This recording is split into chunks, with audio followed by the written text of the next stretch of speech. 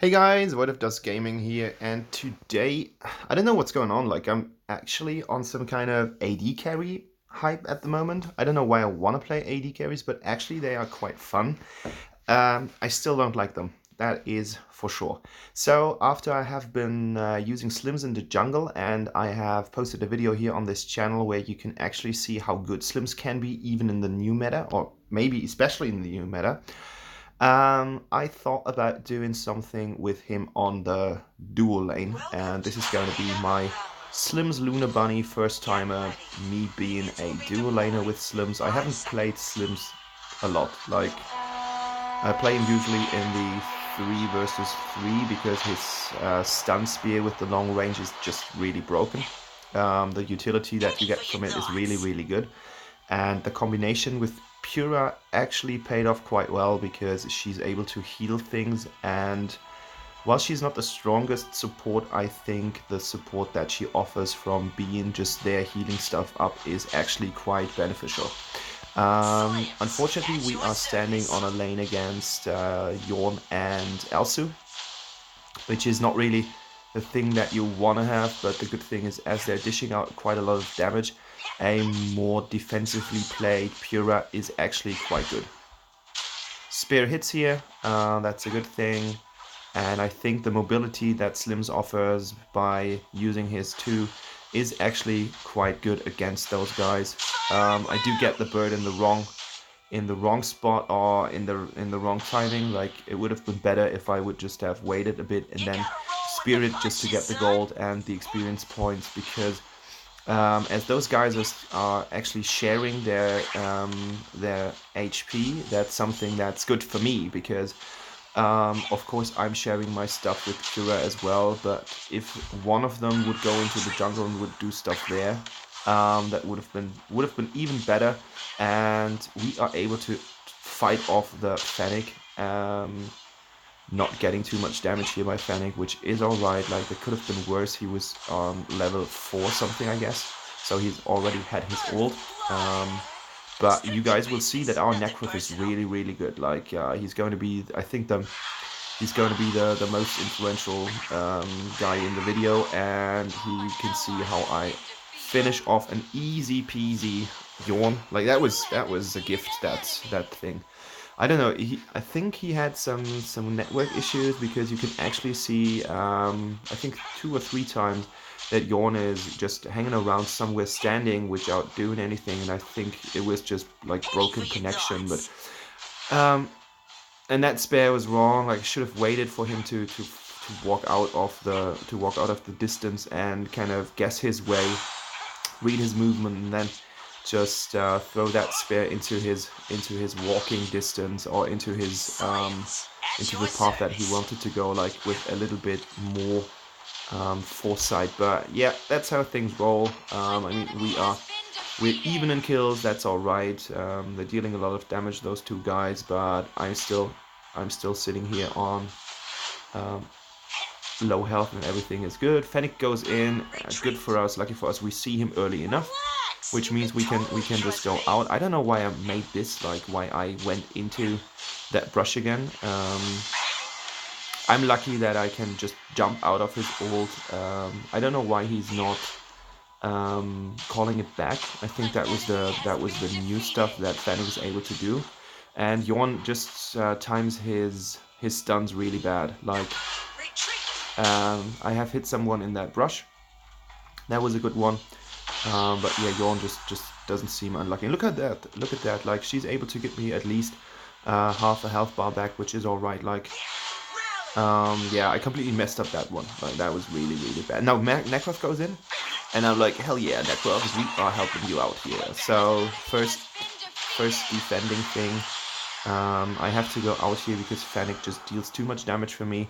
And now L'Oreal comes in, double kill, really nice play, and everyone is alive, and we are able to put some pressure on the tower now, because everyone is dead. Like, those 2 guys are dead, and look at how much damage Necroth does. Really nice. Natalia goes in, and that is a triple kill for Necroth. Like, basically, of course it's not ranked like that, but it's a triple. And I let my I give him the stuff here as well. And now you have to do a Whistle Dragon. Like, there's nothing in the world that should prevent you from doing it, because everyone is dead on their team. Like, Elsa's trying to snipe it off here. L'Oreal does a really good job on getting him out of the way, like putting some threat into the distance so that he backs off, which is a good thing. And I don't know, like, that spear is so slow, and I'm so dead right now that I really need to go out. Like, even Valkyra is kind of doing stuff to me, but then that was complete luck. That was completely lucky. I didn't mean to throw the spear on Elsu, but actually it was more beneficial, I think, than if I would have caught Yorn, because in that moment Elsu was stunned and he could not back off or reposition himself. So this was actually a really smart move, while it wasn't intentional. Like, it was more some kind of mechanic. Maybe that's how you roll after you played several games. I don't know. I'm not entirely sure about that.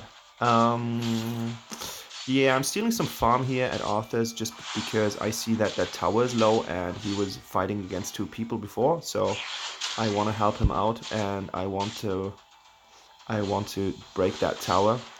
And I don't know why I got prioritized here. It doesn't really make that much sense. Or maybe from the spread damage that you get, because if you are Slimz, what you can see is, I think every 3rd consecutive hit actually has some kind of spray damage that you can apply to the enemy target. I could have jumped over the wall like Arthur did here, but I don't think that it would really be that good. That would just mean that I would sacrifice myself. Like, I'm not going into that fray. That doesn't really make that much sense. Good thing is, every time someone is grouped up, like in that case, it always comes in handy. You can always throw a spear and you will eventually get someone. Used my talent here to get into the tower as fast as possible without our tower getting any damage from that attack. And now I think I'm on the Claves Sancti, which is really good, because your attack speed is going to be, you're like a machine gun later on. So this is really good for Slimz to get the Claves and then invest everything in attack speed.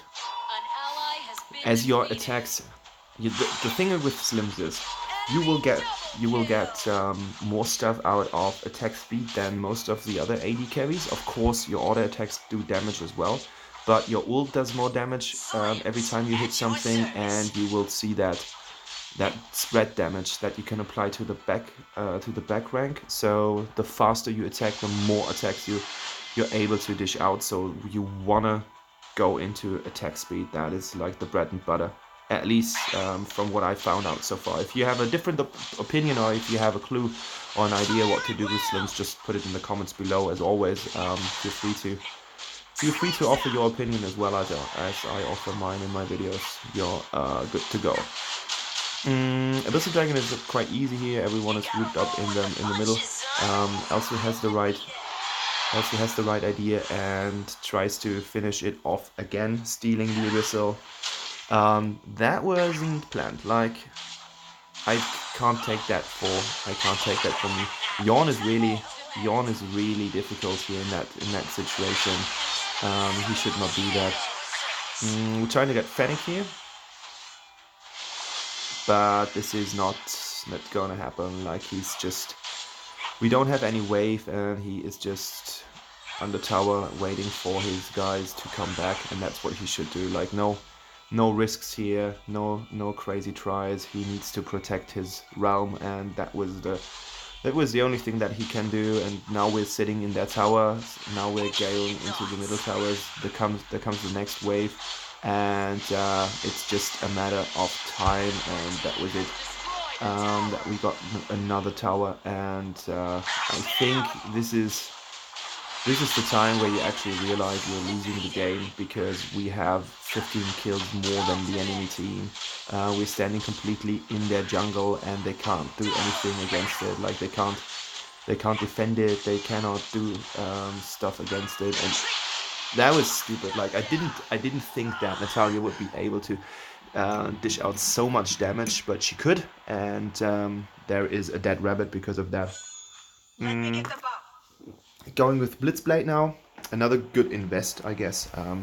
I like Blitzblade on Talonus, I like Blitzblade on my Fenrir, and it's a recommendation for you guys as well. But I think that's one of the items that you don't really have to use. I would say the Slikk Sting is good. I would say Claves Sancti is good. I'm not too sure about Fafnir's, but it is the first item in the build. I would rather do Soul Reaver or stuff. If I'm jungle, I think that Fafnir would be the last item that I would use, or the first item that I would kick out. I'm going in here. Oh yeah, there he retreated his stuff. So I let Arthur deal with it. I'm basically like I'm like a scared rabbit. I'm going out here and don't know what he does. Like easy kill here, and now the whole enemy team is dead, and that is not the breaking point in the game. That point was before, but it's just that game is basically over. Now Yorn comes in.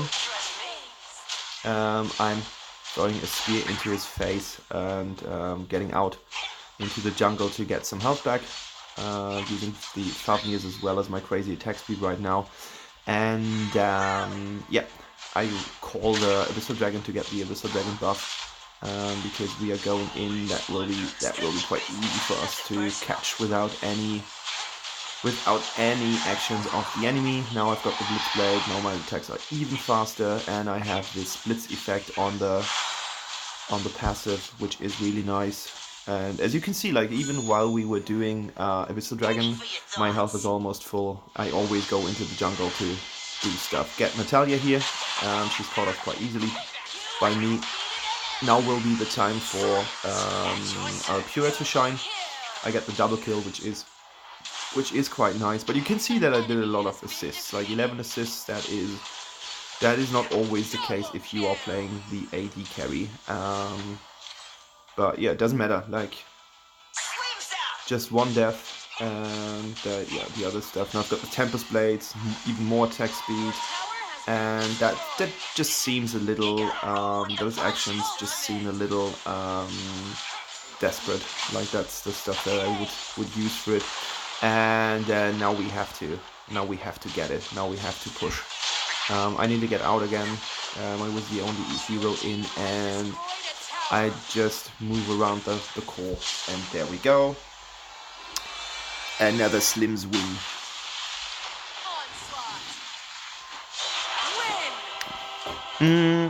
I think he's quite fun to play, as he's quite mobile. I like this jumping stuff, and I like the fact that the rabbit can actually jump in a game. I like the spear, but I love to play Nidalee on LoL, so that's not really a surprise. Yeah, this was the Slimz game. I enjoyed it quite much, and you will eventually see more AD carries to come. 12-9, not the shabbiest gameplay I've ever done. So guys, if you liked the video, just subscribe to my channel and watch out for other videos. Otherwise, I wish you a nice weekend. Have a good time. Bye bye.